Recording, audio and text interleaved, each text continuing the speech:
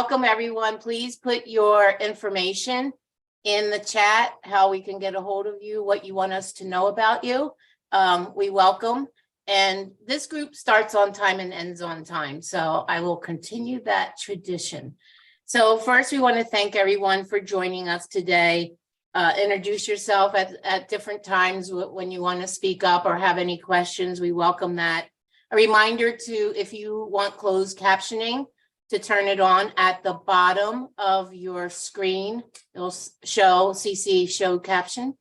And want to get started. United Way would like to acknowledge, as we enter the month of Pride Month, and I was sharing with John, it's absolutely important that although we have a month, we live this year round. We don't just say this is our celebration today and give us all this information. We're really looking for that long-term collaboration and community building. And really, this is a great format for sharing information, what's going on in the community, additional volunteer opportunities. We list a lot on Volunteer Connect, where just a day of caring we'll have in September. So as a nonprofit, if you want to list a project that volunteers could come to your place, your facility, your neighborhood, and do a cleanup project or help with painting or filing, whatever you need, please put in a project request in our Volunteer Connect. And also, all volunteers can sign up. If it's corporate or private, they can go ahead and sign up for those opportunities. We just have a database that we share. And then we lead the activities. We usually have about 500 volunteers and a good couple of hundred projects. So please join us, and that's in September. So the first thing I'm going to do is we have two presenters today. Gracia from Nevada Governor's Office for New Americans will share about their program, Skilled Immigrant Integration Programs, SIP. We are excited also to have John Walden, CEO for the Center Las Vegas, and he will share the tremendous work that's coming out of the center, activities, all different opportunities. So I'm going to go ahead and ask Gracia to get us started, and then tell us if you like to have questions at the end of your presentation or however you want to handle it through the chat. Jasmine can also look at those questions and interweave them in our conversation. So thank you. Go ahead. No, thank you. Thank you so much. Yeah, let's leave questions to the end. I have a small PowerPoint that I would like to share. So let me just get that going. And let's see, can you guys? We're seeing it. You Resources, guys, yes. Okay. So as I was introduced already, my name is Grecia Perez. I am the Skilled Immigrant Integration Program Officer for the Governor's Office for New Americans. So I just wanted to give you guys a little overview of our office, what we do, and we're going to talk about our workforce development project that we have. So this is our great team. You can see our executive director, our senior advisor, myself, and our amazing admin assistant. That is the whole office. We're small, but we're mighty. And our office was created in 2019. The mission of our office is to promote inclusion and integration of immigrants, refugees, and aspiring Americans into the civil, economic, and cultural life of Nevada, and as we like to call them, our new Americans. So we're fairly new. We are a little bit over 3 years old. So that's why for us, it's still important to present from the beginning who we are, what we do, what our mission is. So why our work is important. So our office obviously targets just Nevada. And as you can see, Nevada is the third highest diverse state in the country. We are just behind California and Hawaii. So it is very important for us and for the state to have an office to provide resources and to bring that immigrant perspective that sometimes, it's left behind. But this is the population that we serve. We like to say that 1 in every 5 Nevadans is an immigrant. And as you can see, we serve a large population in the state. Most of our immigrants come from Mexico. We have obviously people from the Philippines, Cuba, China, El Salvador, etc. So it's very diverse, and it's a big immigrant population that we have here in the state. And let's talk about workforce now. So now you know why our work is important, why the Office for New Americans. And let's talk about workforce. So the reason why we're trying to bring the immigrant perspective into the workforce development efforts in the States is because 1 in every 4 Nevadans that is currently working is an immigrant. You can see that in the chart is over 25%. So how do our immigrants look on paper, right? So a lot of our immigrants are, as we call them, skilled immigrants. So they come from their home countries and they already have high school, some college, bachelor's degree, and in some cases, a graduate degree. The important thing about our immigrant community here in the state is, and you can see it in the bottom piece, the age breakdown. So almost 80% of our immigrant population is in a working age, 25 to 64 years old. So we are not targeting that population currently in the workforce development efforts by other agencies. And I'm going to show you why. So these are the industries with the largest share of immigrants. And as you can see, is not bad industries, services, right? Construction, transportation, travel accommodation, gambling, recreation, really good industries. But when we go and we look a little bit deeper and we see the occupations, most of them are working as maids, housekeeping, cooks, cleaners, food preparation, etc. Not bad jobs at all. The problem with this is you already saw most of them come with some college, bachelor's degree, graduate's degree. So we have highly skilled immigrants working those low-skilled jobs. So what are we doing? How do we change that? Our office, as you guys mentioned, is currently working our skilled immigrant integration program, which I lead. And what we're trying to target is we're trying to target the barriers that our immigrants are facing. So these are a few that we have identified. Obviously, lack of access to workforce development resources and wraparound services. Not that they don't exist, but they don't transfer into our communities, right? People don't know that they can go to a one-stop from Employee, that they can reach out to welfare, that they can come to us to look for resources. Obviously big, and maybe what a lot of people would call the biggest barrier that our immigrants face is obvious language and English proficiency. We also have the lack of networks and the cultural differences. It is very hard when you come from another country and then all of a sudden they tell you, oh, you know what, that resume that you've been working on, doesn't work here. You need to rebrand yourself. How do you do it, right? It's not that easy to go to your friend and be like, hey, can you help me get a recommendation? Can you help me get into this job? Also, well, foreign credentials and experience recognition. So a lot of people, and I'm talking from my own experience, they come here, they have their degree, you have your diploma, your transcript, but then all of a sudden it doesn't mean anything. So there are a few steps that you need to take in order to make that valid and for people to take it into account when it comes to their experience in their home country. Like a lot of employers don't even account for that. It's like, well, it wasn't here, didn't happen, right? And we have some employer bias, and we don't mean this in a negative perspective. It's more, this bias comes from a lack of understanding of those foreign credentials, you know, the barriers that our immigrants face. So we are trying to bring awareness. And how are we doing that? We have 2 working groups. We call them the Immigrant Workforce Development Groups. And with our groups, we intend to break those silos that everyone's working in, right? Welfare is working in their own silo and they're doing their amazing thing, but they're not talking to, let's say, the governor's office of workforce innovation. So everyone has their own programs And sometimes their efforts overlap and we have a waste of resources. Instead of doing English classes in every agency, like maybe we should invest in, can we utilize that money to pay for those foreign credentials?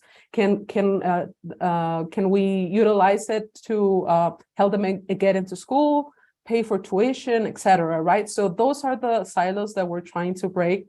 We're trying to bring everyone to the table and bring what I like to call the immigrant perspective. So share our own experiences as immigrants. We are very lucky. Our director, she's a skilled immigrant too. So she understands the struggles, the issues. So that is part of the work that we are doing. And if anyone here would like to join our calls, our monthly, we talk about issues that our partners are facing. We talk about the programs that they have and ways of collaboration. And so that's my next slide on the collaborations that we currently have. So for welfare, we have been very fortunate to have a partner on them, and we were able to, in our partnership, make them pay for the foreign credential evaluation as part of their holistic case management support for every individual. So every time a skilled immigrant goes into their office and wants their interview and assess if they're gonna be, qualifying for TANF or for SNAP or etc., at the same time, they're gonna be like, oh, this individual has went to school, has a bachelor's degree, has a master's, whatever. Let's pay for that foreign credential evaluation. And that puts our immigrants way ahead of the game, because whether they're gonna be using it in the next few months or in a few years, they already have the document that states, you went to school, you have this bachelor, you can do this, you can apply for a new education, you can apply for jobs that maybe without that document, you wouldn't be able to. We are also working with the governor's office for workforce innovation in their two grants. One of them is the Accelerating Nevada Apprenticeships for All, as we like to call it, ANA.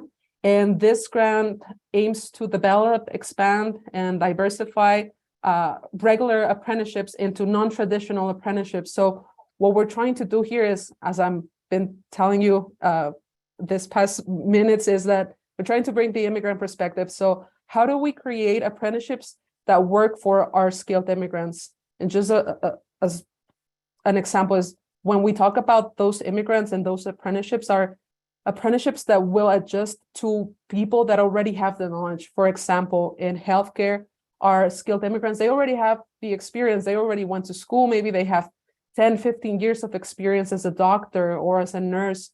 They don't have the language, and they don't know, what's the US standard of care, of, the rules, etc. So that's the apprenticeships that we are working with the governor's office of workforce innovation and developing. And also we are trying to include our skilled immigrants in the H-1B rule healthcare grant program, that it's basically a grant that gives wraparound services to individuals that are looking to creating a career path or, becoming a doctor, a nurse, medical assistant, and work in the roles that are very, very much needed. Those are, some of the things that we've been working on. And Jasmine told me that to share some resources with you. And we don't usually provide direct services. We're more in the business of information and influencing other agencies into taking into account our skilled immigrants. But I would like to highlight these two resources that I think can be really good for people that are working with immigrants in general.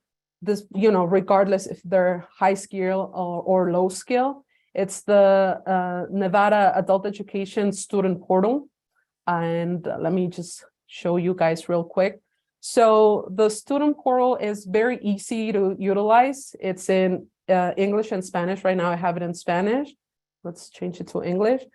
And it works for everyone. So you're a student, you're an adult, you're looking for opportunities. Maybe you want to go back to school and trained for something specific, HVAC, construction, forklift, or you just are interested in learning English. So you go to this webpage and see what you're looking for. Adult education, English as second language. I want to go back to school. Maybe I need my high school certificate, etc. So you click on that and you find the providers. You create an easy profile. And what is good about this webpage is that the institution is going to contact them directly and going to reach out and be like, okay, so you're looking for this. Let's see how we can help you out. And they're going to guide them through the process of going into those classes, and obtaining those certifications, etc. I really like this one, and we try to constantly, put it out there and share it with the people, because a lot of people don't know that they have this amazing tool. And the other one is Skills Match, created by the Office of Workforce Innovation and the Office of Economic Development. Skills Match is a little bit different. It's skills-based, and it could give our immigrants an opportunity to upload their information, explore new career paths, level up their current career. Maybe they're medical assistants and they're looking into going, I don't know, to nursing or, nursing assistant, etc. They can click on here, create their resume, upload their skills, and create a career path for them, or a learning path. So I just wanted to bring those here, and I'll put the links on the chat for everyone to have if you encounter an immigrant that's looking for a career change or just how to upgrade their skills. This is a great tool for them to look into that. And I think that would be it. Those are the things we've been working on, some resources, and a little overview of our immigrant community here in Nevada. So thank you so much. Thank you. Any questions from the group that you have right now? I do have one just to get started. We have a few minutes. Is there any kind of document, like crosswalks between the fulfillment of requirements in another country, how long they've worked in the field, what degrees they have, what experience they have? Is there a crosswalk that shows that where that would fit into our system? If it were, like if we could compare it and see what the gap is. Is there a document in practice or anyone working through that idea? It is more on a case-by-case basis, I would say. It depends on the institution who needs, that information. For example, if it's a college or a university, they already have, what they're looking for. And there are institutions that evaluate those credentials. You send your transcripts, they translate, and they evaluate, and then they send you a document with a certification saying, okay, this is what you studied in, let's say, Mexico, this is what it translates here in the United States. And for example, I did mine. I studied law in Mexico, and when it came back, it said something as first degree in law, which is very weird, but that is what I took to the university, and I was able to get into my master's program. So, it depends who's looking for it. There are very different types of credential evaluations, and it depends who's asking for them. An institution like a university, a college, maybe an employer, it depends. And there's not a structure. There's not a federal agency overseeing. It's more like, weird. So hopefully that answered the question. I could put in the link for NACES. That's the webpage where you can find resources for agencies that provide those services. I think that'd be helpful. Does anyone else have a question? Raise your hand or put it in the chat. And then I have one more comment around if we have a community council around people hiring, the school districts, the casinos, the bigger employers, and maybe there's a conversation that we don't know about yet, that they know this is out there and that they could evaluate their employees to see if there's any promotion opportunities and that. Have we crossed that bridge yet in terms of? We are crossing that bridge, especially in the north. The workforce board in the north has actually a grant for that. It's called Incumbent Worker. What they're trying to do is, match it up with our skills immigrants and, train the people that currently work for you. If they have foreign credentials, utilize that to upskill them and bring them into the higher positions, because obviously it's easier to hire someone at an entry-level position than to a mid-management, right? So that is the work that the North is doing. We're, very supportive. We, a few weeks ago, we had our workshop on foreign credentials. So we're trying to bring awareness, not only to our partners, but also to the employers that, maybe they already have all the talent that they need. They just, they're not looking in their own pool. So that's the work that we're doing. And we have some information on that regard. If someone's interested, my email is already in the chat. You can send me an email and I'll be more than happy to talk about that. Great. And United Way is always interested in hosting that type of a conversation or a forum, because we're hearing about the shortages and hiring teachers and hiring lots of staff. So it seems like we would be an open community to do the crossover and really welcome people feeling more this is part of their home country now. And actually, you guys were the host for our workshop. So thank you very much again. Jasmine, she, I owe her a lot because they welcome us with open arms. We had our workshop there. It was a success. So no, thank you guys. We know, and we have an amazing partner in you guys. Thank you. So we're going to switch over. If there's nothing else showing, we'll switch over to John, our Commander-in-Chief, and we welcome him. We love working together, and just the longevity in the community and your leadership, John, means a lot to us oldies and the newbies in the community. So please take it away. We enjoy it. Well, thanks so much, Dolores. Can you all hear me okay? Very good. And can you see my PowerPoint? Yes, we can.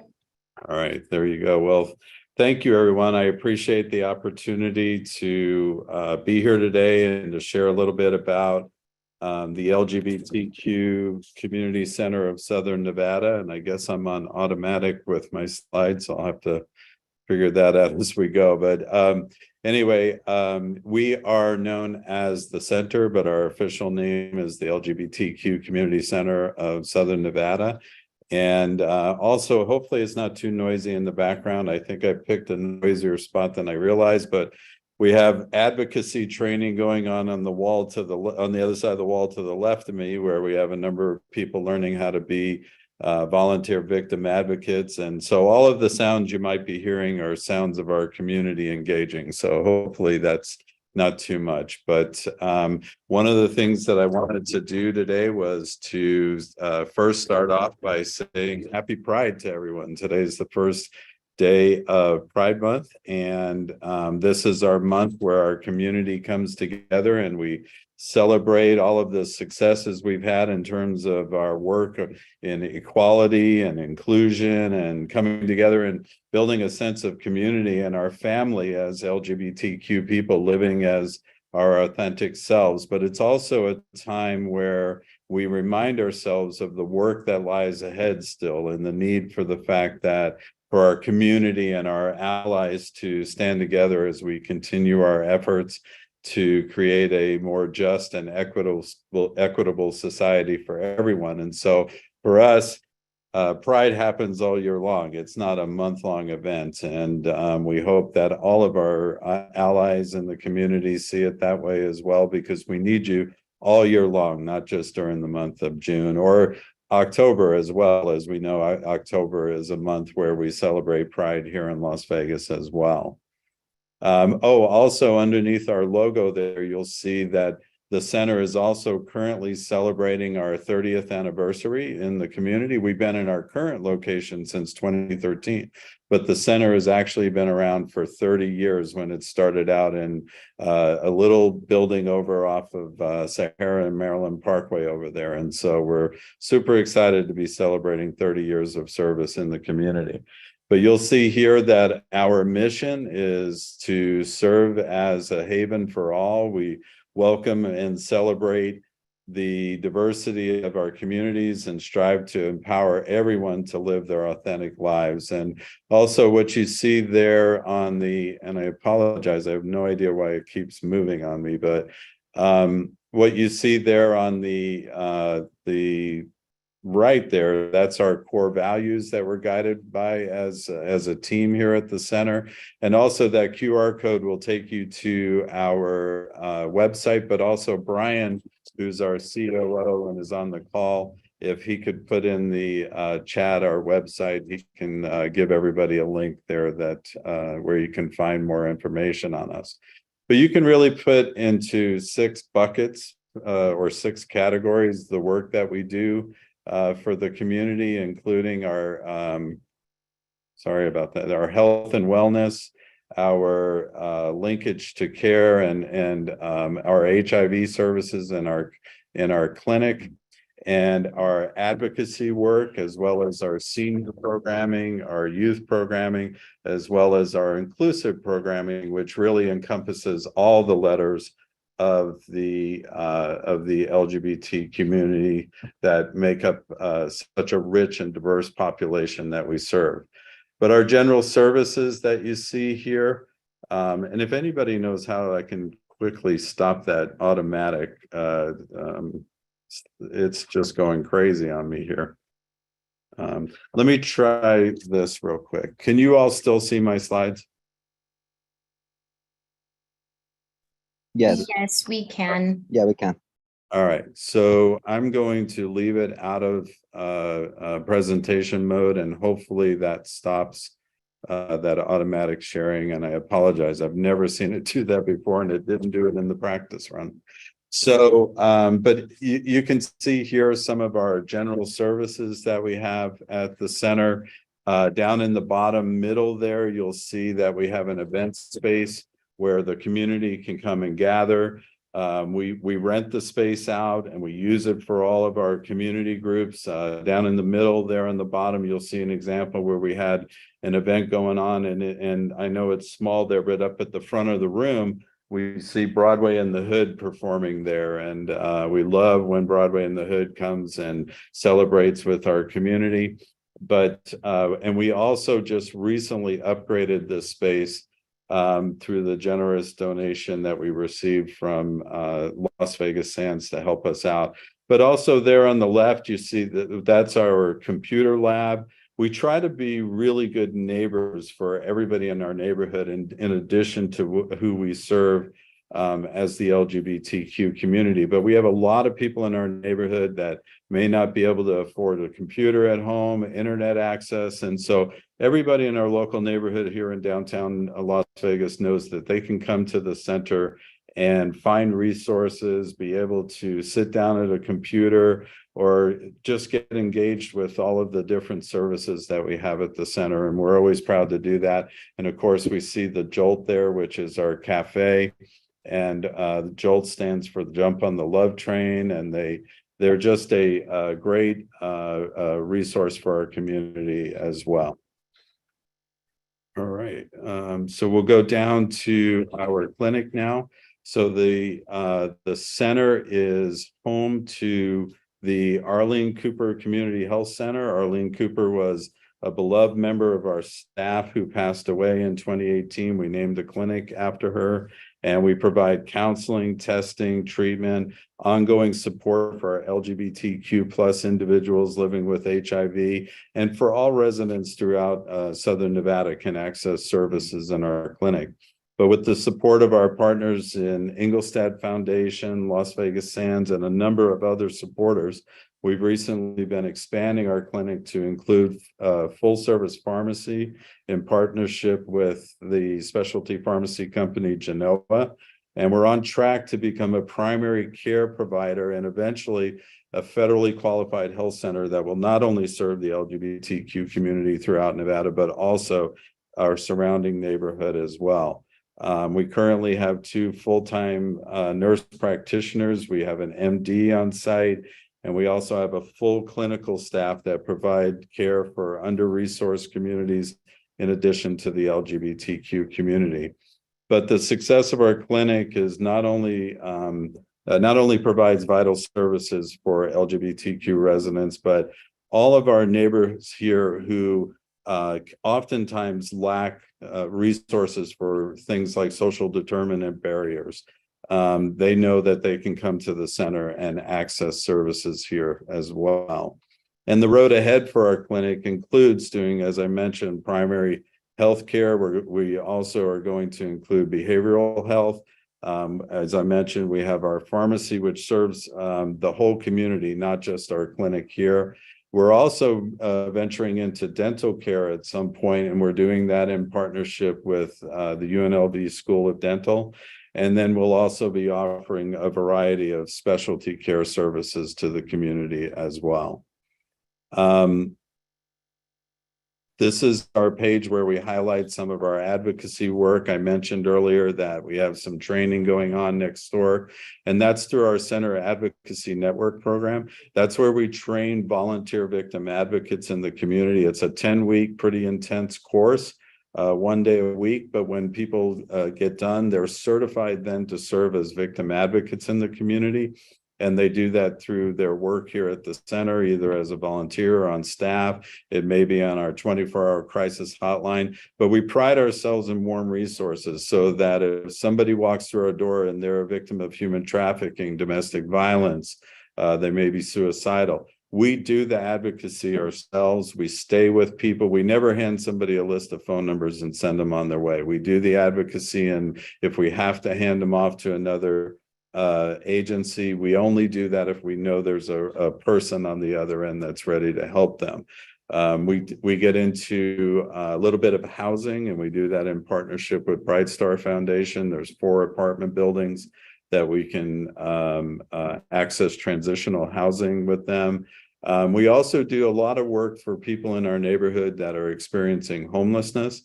And that's where you see on the list there are shower trucks. Every Friday we have shower trucks in the east side of our building, so that our local neighbors who are experiencing homelessness know that they can come every Friday and get a shower in a clean facility. But we also have food distribution happening here on a regular basis in partnership with 3 Square.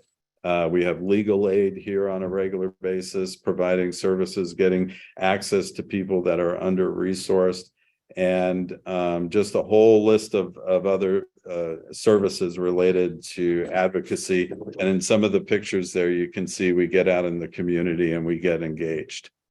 We have our senior programming here that's really robust. You can see down in the bottom middle there, we just went on a trip to tour the Raiders Stadium. Today they were out at Springs Preserve, but we love our senior group here. We also have a great network of volunteers. Last year, we had 570 or so volunteers do over 22,000 hours of service through the center. We have our youth program here at the center that's called Cuvolution, and you see them down there in the bottom right and up at the top there at the Pride Parade. And we also, some of the pictures you see there are Broadway in the Hood pictures. We do a lot of work with the youth from Broadway in the Hood, but also one of the programs I want to highlight quickly is our Pivot program. And that is our family program that's getting actual national recognition. And that is where if a young person in a family has recently come out, or they're going to transition and the family wants to get support, this is a 6-week program, 1 night a week for 6 weeks. Multiple families go through it together. We have licensed marriage and family counselors that help us to oversee it. But the focus of Pivot is to strengthen communication in the family, to keep the family together, focused on supporting their young person in the family. And we've had a lot of success with Pivot over the years, and it's continuing to grow.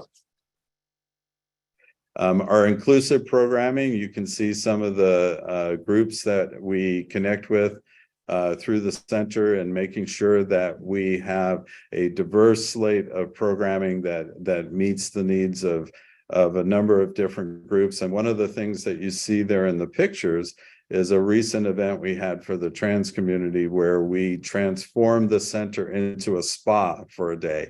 And it was a spa day for the trans community to help them feel just as amazing on the outside as they do on the inside. And it was an incredible day of celebration for the trans community, but just one example of what we do with our inclusive programming.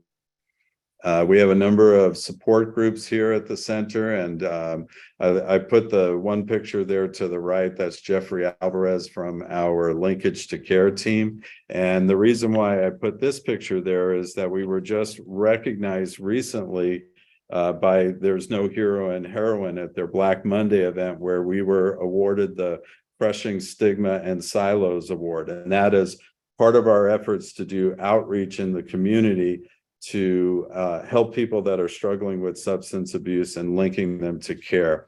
And so you may see our Linkage to Care team out there working with groups like Shine a Light, where we're getting down in the tunnels and we're connecting with people right where they're at to see if they're ready to get into care. And if they are, we're prepared to help them in that regard. And then here's an example of some of our community groups that we have at the center, some of the ones that I haven't touched on so far, but there is a whole network of groups that meet here. And again, you can get that information on our website, and hopefully Brian put that in the chat. Just to highlight a couple of things that we have going on in the month of June for Pride. We're getting ready this weekend to have our big youth prom. The youth wanted to do Enchanted Forest, but we're doing this in partnership with the Palms. So the youth are actually going to be at Chaos on the top of Palms having this amazing event. Broadway in the Hood is participating. So we're super excited for our youth this weekend. And then also you can see we have a Juneteenth brunch coming up at the center, but again, this is just two of the events that we're doing in the month of June. You're going to see here in just a moment how you can get more information on the events we have happening. The other thing that I want to point out is we have our annual honorarium coming up on September 29th. We're going to be at the Wynn this year at the Encore Ballroom. And as you can see on the right, here's two of our honorees, Julie Cameron Doe, who is the Chief Financial Officer at Wynn. But we're super, super excited to be presenting our Lanny D. Love Hero Award to Julian High, who's President and CEO of United Way of Southern Nevada. So we'll be very excited to be working with him on that. You're going to receive some materials that I shared with United Way to send out to all of you after our meeting today. You're going to get our 2022 impact statement, which will include a number of different things, including these page that I have highlighted here on the right is some of our data in how we served the community last year. We served more people online and out in the community, as well as here at the center, than ever before. We accessed and connected with over 200,000 people last year.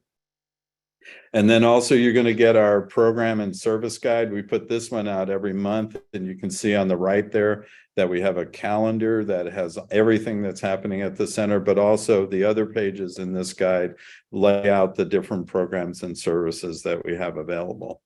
So that's the center. Again, thank you so much for allowing us to be here today and participate. We're very excited to connect with all of you, and I'm happy to answer any questions. I put my email also in the chat if anybody would like to reach out. Thank you, John. Amazing, amazing work, amazing diversity in the work, and just a really strategic, thoughtful interventions and engagement. So we thank you. And I'm sure Julian is very, very proud to be honored at that special event. So on behalf of, do we have any questions showing up? Jasmine, anybody? or unmute yourself and ask. Are we? No questions so far. I did want to make a comment. Thank you so much, John. We appreciate you very much.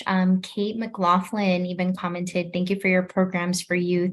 My child is looking forward to prom this Saturday. So it's really awesome, all the Oh, work right. that's going on in the community. So thank you so much. And thank you, Gracia, as well. Thank you. So we're going to go into our community announcements, and then as people think about our guests and have any questions, we'll go back and we'll open it up to the forum. So the first thing that we're going to bring to everyone's attention is the Center for Mind. They have an online professional training program, June 8th through the 10th and the 12th through the 13th. And please participate in this statewide. I just lost it. This is a statewide training initiative for the professional development, and they're aiming for that one person to go ahead and get involved with advanced training programs and spread the word. But together, again, we're going to be able to get information and register. But just one person changing their life and their trajectory is important. We all need help. We all need help with our mind-body balance. Second is our reminder, Nevada State Treasurer's Office. We have the link there in your agenda of unclaimed property. So check for your organization, check for yourself, your friends, your family. You never know, and what a nice surprise. Next is what we just mentioned, and that is the, LBGTQ plus 101 Lunch and Learn, presented by Equity California and Silver State Equity. So this is a training that is designed to empower direct service providers to understand the unique needs of LGBTQ plus people and provide respectful and culturally sensitive care in the LGBTQ plus community. The training, I looked it up, the training will take place on June 7th at noon Pacific Standard Time. When you register, it is a Zoom training. So just that, I'm sorry, I just lost my video. Okay, there I am. So it is a Zoom training, and it will be very successful because of the organizations and people that are involved. The next one we just chatted about, the Enchanted Forest Youth Prom, and just love this. Prom is important for everybody that wants to participate. Come dress authentically and glamorously as you can for one enchanted night and meet other LGBTQ plus youth from across the valley. Enjoy musical entertainment, Broadway in the Hood, along with special drag performance. It will be 7 to 10 at Chaos over inside the Palms.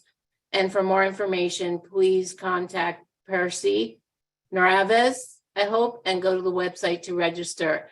This is really a culmination of a lot of people working together and hard work. And what's important is that Broadway in the Hood, if anyone has seen them or haven't seen them yet, please find a way. They do top quality Broadway productions, and everybody that comes finds a place to have a part in the production. So it just is a readiness program. If you want to be on stage or you want to be behind the camera and learn the logistics of stage management. Obviously, I love Broadway in the Hood for many reasons. It touches a lot of lives. I wanted to go on. We have a Women's Wellness Empowerment Summit that will be put on by the Nevada Health Centers, a day of empowerment focused on women's health. It's Saturday, the 24th from 9 to 3, and that's at 710 West Lake Mead. Again, information there to link up and register. This one is great planning ahead. When I looked up the 5th annual Moapa Valley Community Resource Fair, it's sometime in the fall. I was just so proud of them to really be planning ahead, giving space to nonprofits to have a table or information outside of the fair that people can access. And this is a true community-based event. So kudos on the planning. That is November 4th at the Clark County Fairgrounds in Logandale. So kudos to great foresight Hundreds of people will attend, and there's information to be a vendor. United Way of Southern Nevada Nonprofit Connection LinkedIn Group. So they're testing me. United Way has launched a LinkedIn group. This group was launched as a way for Southern Nevada nonprofits to share resources, build partnerships, and encourage collaboration. We encourage everyone to join LinkedIn by visiting, and the website is there. I'm going to go over to our open forum. I know we have a great variety of people online. Anyone have things that they want to share? Kudos to everyone that has been contributing over the past years, actually. So I'm going to open the forum, and hands or chat, either way, we're good. Miss Kate, go for it. Hi, guys. Hi. I just wanted to announce that Girls on the Run is hiring. We are looking for a bilingual programs and events coordinator to start in early July. I will share the job description in the chat. Feel free to share it with whomever. But the major requirement is that they need to be bilingual in Spanish and English, because we need people who can talk to the entire community. So I'm happy to answer any other questions that anyone has, and I'll have my email in there as well. Thank you. Thank you, Kate. Good news.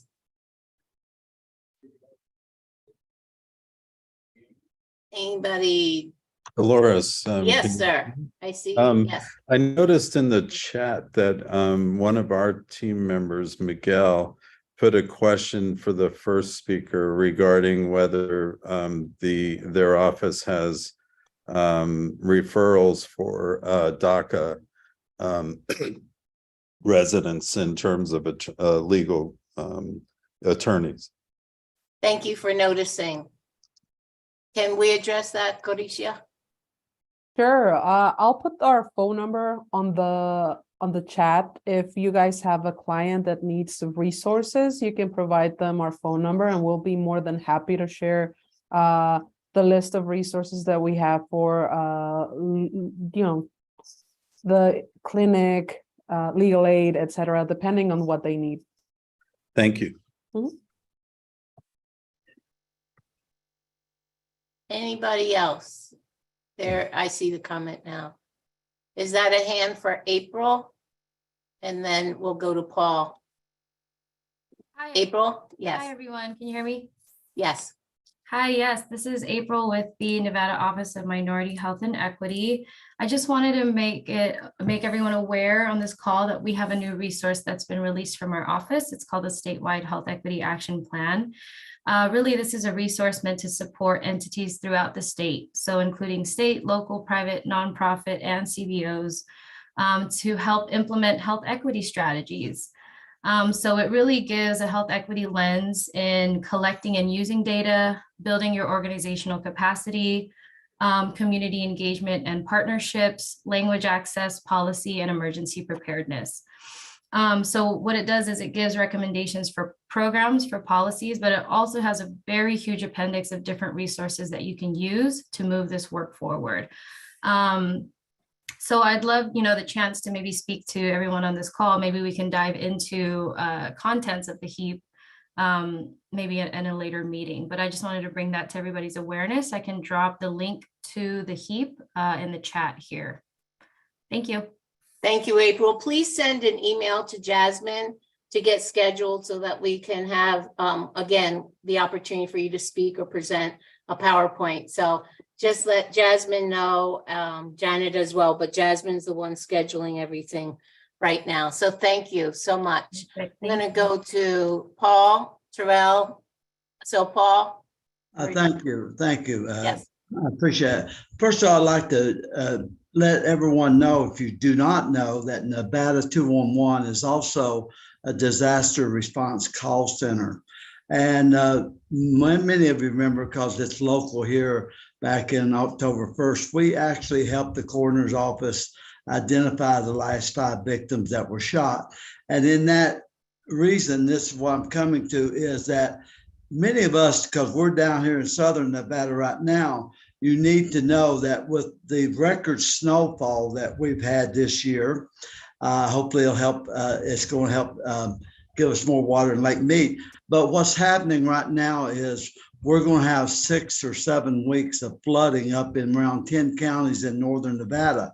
Well, we are on top of that. We are working with the emergency managers in those counties to keep updated information for the call center operators so that if people need help and assistance, we're on top of it. So I want to let you know that. And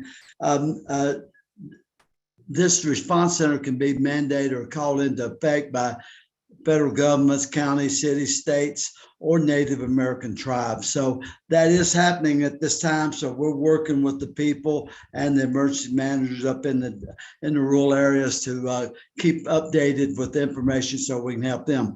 Also, the second thing I'd like to mention, a lot of you know that it's almost a year now that we've had 988 on board. It's the National Suicide and Mental Health Hotline. But maybe what you didn't know is that they didn't reinvent the wheel. All the resources they use come from Nevada 211. So we're there. You don't have to reinvent the wheel on that. The third thing is, since you brought up the fact of the Clark County or the Mopa Valley event in November 4th, we've been attending that. And last year and now it's under new management with Brooks Good Deeds up in Logandale. And I'll be going up there at the end of this month to do a tabletop at her food pantries and stuff like that and educate people. But they also have partnered with the Pomegranate Festival last year. And I want to tell anybody that goes, the turnout was amazing. It's a beautiful day. You're getting a nice ride up there. And we got lots and lots. We're able to help lots and lots of people. And they have lots of food vendors up there, plus the pomegranate stuff. So if you can attend, it will be well worth your time. And if you need the register or anything, my information's in the chat box. Send me an email and I'll send you the information with the vendor forms. Thank you.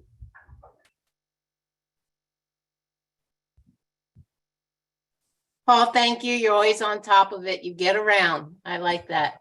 So Terrell, can you give us some of your thoughts? Hi, everybody. How's everybody doing today? I hope it's been a productive beginning of the month already. It's first of the month. You know how that goes. So I'm Terrell. I'm with Everton's Core. We're a local mental health and education nonprofit. I just wanted to chime in real quick. I did put it in the chat. Basically, we have, by big demand, a continuance of our student success program, which starts next Monday on the 5th. We started this program about a year ago, designed to address the education and the mental health needs of our students in the K-12 within CCSD. So we actually work with kids to work on emotional regulation, designed to reduce the amount of stress, anxiety, instances of violence, ideation of suicide, and basically all the different things that our children are dealing with right now in our school systems that's distracted them from learning and becoming the best student and best individual possibly can. So what happened was last year we decided to launch this program. It allows kids to come in and we work with them both at the same time as far as working on educational tutoring. This is what's going to prepare them for the next school year coming up. So we work with everybody coming transition from kindergarten into elementary school, from elementary school into middle school, and middle school to high school into the real world. So that program actually works to benefit of all ages from K through 12. So this year we created 2 different sessions for them to participate in if they choose to. And thanks to grants and special donations this year, we're able to reduce the cost down to as little as $25 a session if they want to come in for an hour or so of services. And this is on Monday, Wednesday, and Fridays of the week from 2 to 6 p.m. That first session, like I said, starts next week on the 5th, and that will be running through the next 3 weeks to the 23rd. And then we'll start to begin right after the 4th of July holiday and go from July 10th to July 28th and be done right before school starts back up in August, so people can still enjoy the rest of their summer and do any kind of last vacations and everything from that point. But this is an ongoing program we have throughout the year, but we just did these special sessions for the summertime for everybody to come through, for anybody who wants to continue throughout the summer and have access to our mental health and education services. because we do focus on with peer-to-peer mentoring and tutoring as well. My son is actually on the board. I have to ring his praises a little bit. He's 16 years old and just graduated from high school. He's going to be attending UNLV this fall in the psychology program. He wants to be a clinical psychologist. So he's one of our peer mentors that we use for education tutoring. And we also do the arts and music as well. So it's quite a diverse program. I do, if anybody has any questions, please reach out to me. My contact information is in the chat box. And plus, if anybody wants to sign up or any other questions. So that's it. That's for me. Perfect. Thank you, Terrell. And I see, Stephen, you have your hand up, and thank you for being so patient. We'll end on time, and you're our last person. Thank you. Okay, thank you. First and foremost, thank you everyone for sharing the resources, especially for Pride Month. I am getting more familiarized with resources, even though I already know who many of you are. I just want to share some things. It's essentially for the future too, or our nonprofit organization, Leaders in Training. We're looking to have some volunteer college mentors, essentially folks to support our senior students during sessions, helping them with the kind of college application process, FAFSA, scholarships, things of that nature. We do provide training and a structure so that students know these timelines, as well as guest leadership speakers. One of the things we pride ourselves on is community connectedness. So helping expose some of our high school leaders into the different venues, opportunities, and careers that folks can take after high school, whether that's military, career, trades, or college and university professional careers. And so if anyone's interested, I dropped those flyers as well as our general recruitment flyer for anyone who might work with youth, who might be able to benefit. We do a number of other things, including internships, leadership development, community connectivity, and community service engagements. So we really try to do as much as possible to help shape the students so they can be refined and in terms of their leadership and know every opportunity is available to them after graduation. Stephen, thank you so much. Give props to LIT Leaders in Training, because as people go through their program and they go off to school, they are the alumni that then mentor the next group and the next generation. So full circle, and just really building family all through education and outreach and impact. So want to close out. It is a pleasure for me to see everyone's faces, to see the work that's being done, hear about the diversity in strategies and approaches. And it's just wonderful to know how we can fit together all the puzzle pieces. We're not duplicating services. Sometimes we have to intensify and address community need, but that with these conversations and these forums that we keep learning and identifying gaps and seeing who can pick it up. So thank you. Have an absolutely fabulous day, week, month, and thank you so much. Appreciate you here. My video has been very flaky, but goodbye and have a great, great day. Bye-bye. Thank you, everyone. Happy Pride.